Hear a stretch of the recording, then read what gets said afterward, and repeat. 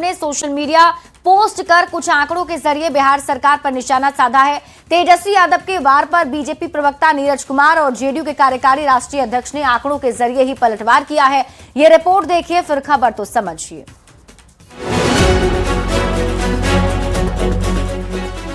बिहार की सियासत में आजकल जुबानी बयानबाजी से ज्यादा सोशल मीडिया पर सियासी वार पलटवार तेज है। इसी कड़ी में नेता प्रतिपक्ष तेजस्वी यादव ने सोशल मीडिया एक्स पर एक सूची पोस्ट की। आंकड़ों के जरिए तेजस्वी ने बताने की कोशिश की है कि 21 वर्षों की एनडीए सरकार में बिहार विकास के सभी मानदंड में सबसे फिसड्डी है।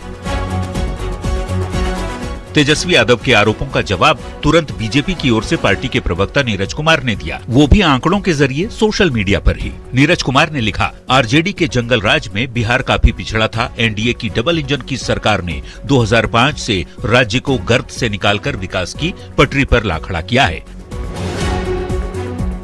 तेजस्वी यादव के आरोपों का जवाब जेडीयू के कार्यकारी राष्ट्रीय अध्यक्ष संजय झा ने भी प्रधानमंत्री के आर्थिक सलाहकार परिषद की सदस्य शमिका रवि के आर्टिकल का हवाला देते हुए दिया। संजय झा ने लिखा, प्रोफेसर शमिका रवि लिखती हैं कि उनके कार्यकाल में बिहार ने जीवन स्तर में उल्लेखनीय सुधार किया, गरीबी में भारी कमी आई, पोषण की उपलब्धता में सुधार हुआ और राष्ट्रीय औसत से अंतर कुछ हद तक कम हुआ। 2011 से 24 के बीच बिहार के ग्रामीण इलाकों में प्रति व्यक्ति वास्तविक मासिक व्यय में सालाना 4.5% की वृद्धि हुई, जो अखिल भारतीय दर 3.1% से लगभग 50% ज्यादा है। जबकि शहरी इलाकों में वास्तविक CAGR 4.6% रहा, जो भारत के 2.6% से ज्यादा है।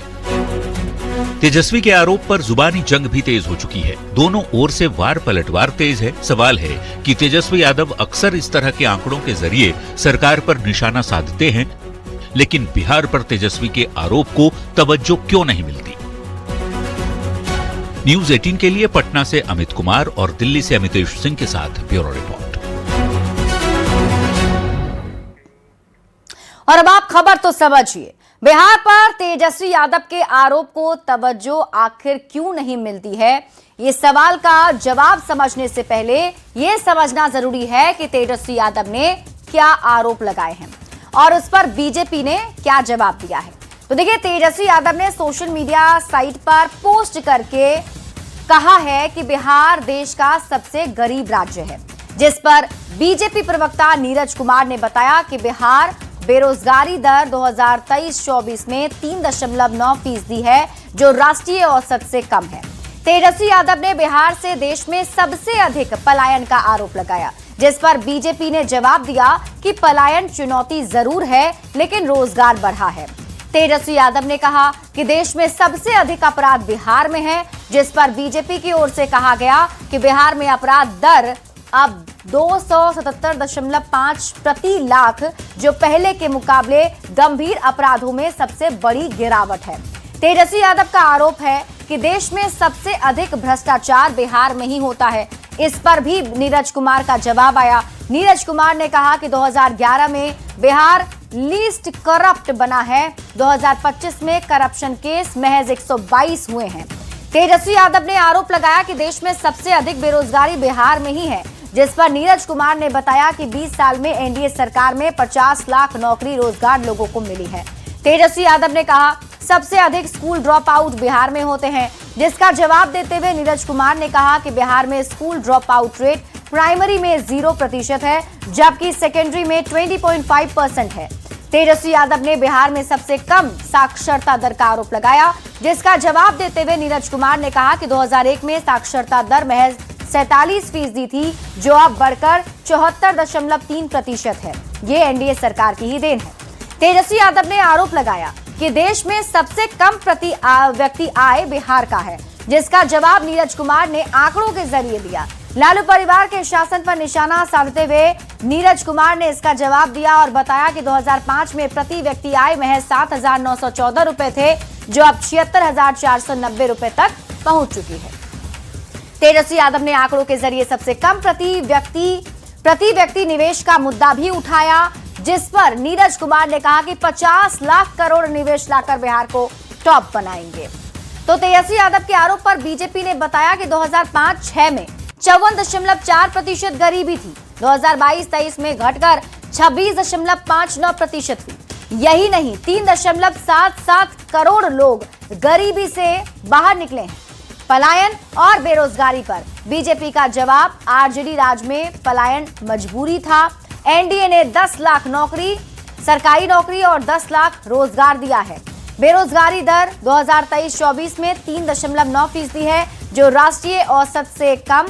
इंडस्ट्रीज को लेकर बीजेपी का दावा है कि 2005 में बिहार में शून्य इंडस्ट्रीज थी और निर्यात महज 25 करोड़ रुपए, लेकिन अब बिहार में 3,500 यूनिट्स हैं, जबकि निर्यात 17,000 करोड़ का है।